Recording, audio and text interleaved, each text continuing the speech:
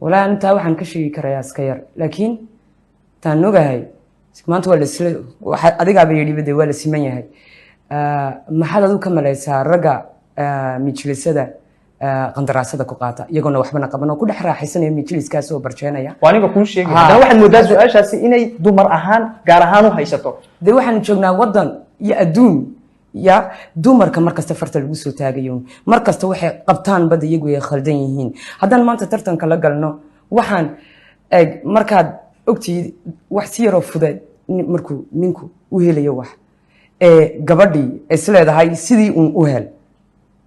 waxaa dhici karaysaa inay de waxaa khaladaadka bulshadu ay u arkayso inay xaggaa soo marto laakiin aniga de way kula kaydheen maano ninkaa ag fadhiyay maanta oo dhan u sheekeynayay wasiirka amba sheefkiisa amba booskiisa amba wax ka doonayay yadee gabadhan yadu la haasaawday amba jirkeeda yadu dhiibatay dee waxaan u malayaa inay yadu dadaashaba haye marka waxaad leedahay si ama dariiq ay kusoo guursanaysa cadkeygaba saasaad leedahay of course okay sida tahay okay أعوذ بالله السميع العليم من الشيطان الرجيم بسم الله الرحمن الرحيم السلام عليكم ورحمة الله وبركاته دمان وحان هرت سلام جود وسو جيدينيا ولا لهي ريج جيبوتي رجي دومر برهورت وين سو سلاميا بعد السلام وحان سي غارو سلاميا هبلها ولا لهي ان كداوداي عاو بوتي تي في waxaan rabaa dooddoodii inaan wax yar ku darsado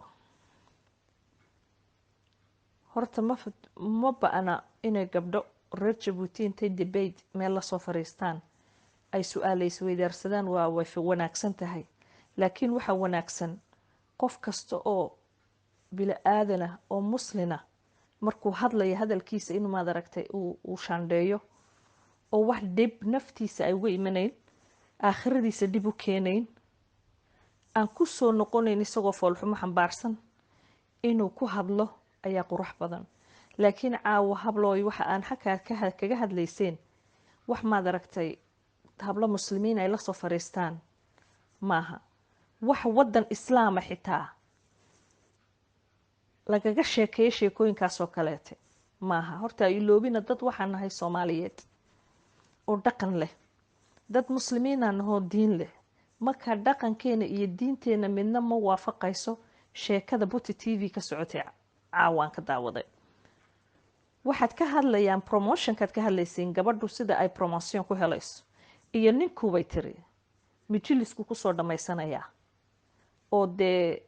xakaasu maad aragtay asxaabtiisa wax ka soo dhamaysanaya gabadhiina promotion canapé ay ku qaadanaysaa su-aasha iga yaabisay waxa weeyaan gabadha waxa la weydiiyay su-aal gabadhu hadday korkeega iyo promotion ma ku qaadanaysaa korkeega Beyoncé bay tiri haa way ku qaadanaysaa way samaynaysaa bay tiri waa inay korkeega ku heshaa laakiin subxaanallah waa qaadir ilaahay ha laga cabsoodo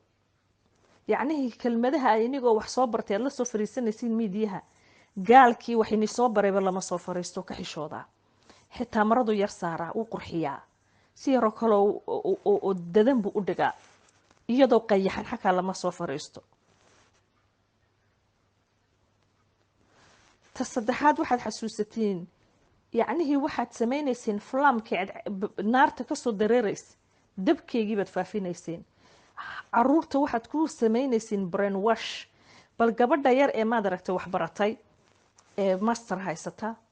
amba degree soo qaadatay ee amba shaqo weyday amba promotionka ay raadinaysay shaqooyinka ay iyadu raadinaysay qualified ku tahay soo weyday waxaad baraysiin inay korkeega ka raadsato marka ma korkeega u noqonaya CV-ga wax ku raadsanaysa CV-ga wax ku raadsanaysa korkeegu ma noqon waxay soo baratay way soo baratay rizqana ilaahay baa bixiya al-arzaaq baa la ilaahay ilaahay inay si sharaf leh oo toosan wax u weydiisato weeyaan hadday weydana ha ka soo qaado waxaan u qornayn adigoo xitaa promotion canapé-ga sheegaysiin ka qayb galay ayuu ilaahay hadduu kuu qadarin aanad helayn promotionkaas laguma helo naagna korkeega kuma helayso darajada ilaahay baa bixiya wuxuu ilaahay ku siinayna way qoran tahay maalintaad xabka ahayd eed caloosha hooyada ku jirtay ayuu ilaahay kuu qoray waxa aan fadlan fariinta u dirayaa hooyo kasta oo reer Jabuutiya ubadka maanta waxa kula korinaya miidiyaha kula koriya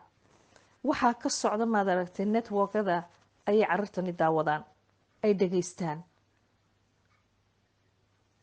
waalidkow gabdhahaaga la sheekayso haddaad gabadhaada la sheekaysan weyda gabdhahaasa kugu soo sheekaynaya xakaa ka sheekaynaya ee foolxumada baraaya hablahaaga waxa ay xakaa ay kasoo dhagaystaanna bannaankay la tegayaan markaa fadlan anigu maba garanayo da waddanka inay dowladi jirto iyo inay dowladi jirin waxyaalada su-aashaas calaamada su-aalka isaarayna waxay ka hadlayaan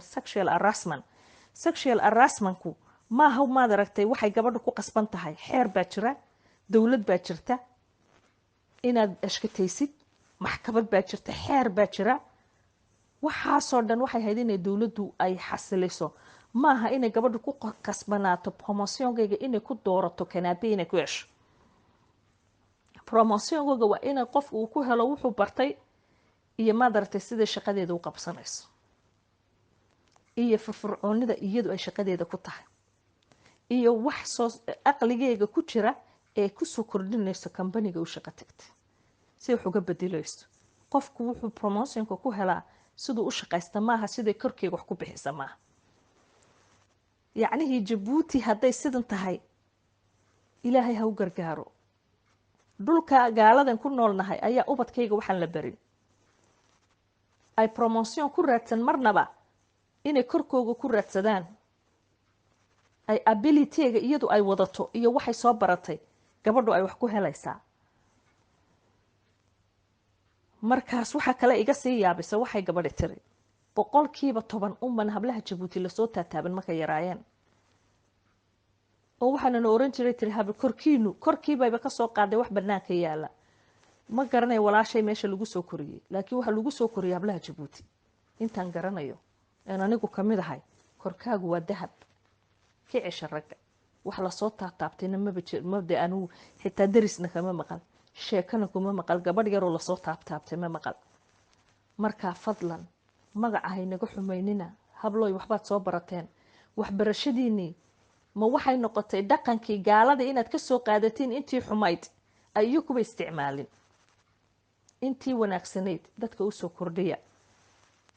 yacni waxaan xasuusanayaa waxyaalo badan oo maqli jiray gabadha waxa la oran jiray dii qofka muslimka awiliya gabadhba intaan gaal la geyn ee diin la barin cilmi gaalaad ilmahaaga diinta bar tiiba xakan iga soo dhex baxday caawa ilaahay ni soo hadeeyo wallahi xog bay u qurux badan tahay inaad marka aad dhaqankiina aad ka hadlaysiin iyo diintiina waxyaalada dhaawacaya inaynan ku hadal ayaa qurux badan waxa kale oo qurux badan kelmadda ka soo baxaysa inaad ogaatid damage intay ku geysanayso adduunyada ha ka fikirina aakhiradiina ka fikira aakhira intay ka soo gaaraysa kelmaddaasi gabadh caawa aad taladaada qaadatay oo korkeega wax ku raadsatay ilaahay qiyaamaha adigu ku weydiinay qaybanaad ka noqonayso waa adiga ayaa encouragement ku siiyay waad encourage garaysay inay korkeega ku raadsato sheekadani waa brainwash weeyaan hordhac bayna u tahay masiibada ka soo baxaysa dhalinyarta hadda soo kacaysa laakiin fadlan waalidiinta reer Jabuuti hooyo aabbu waxaan kula talin lahaa ubadkooga inay la sheekaystaan haddii kale kuwan baa inigu sheekaynaayo السلام عليكم ورحمة الله وبركاته.